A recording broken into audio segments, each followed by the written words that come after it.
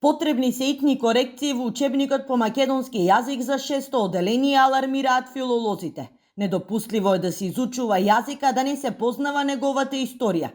Во време кога македонскиот јазик е на удар и негирање од страна на источниот сосед, потребна е силна институционална поддршка за негово негување и зачувување, сметаат експертите.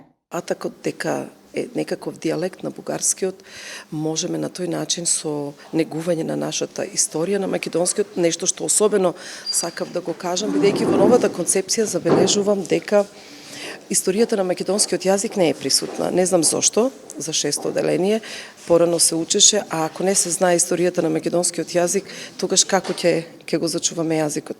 Околу тоа малку повеќе, ако во догледно време можете да размислувате и како медиумска куќа, зошто историјата на македонскиот јазик, потеклото, развојот се исфрлени од ова нова концепција. Во меѓувреме се помал е бројот на студенти на катедрата за македонски јазик на Филолошкиот факултет во Скопје и во Штип. Неможноста за вработување, ниските плати како наставник или професор и недостигот на мотивација се главни причини за се помалиот интерес кај младите да го изучуваат македонскиот јазик и книжевност.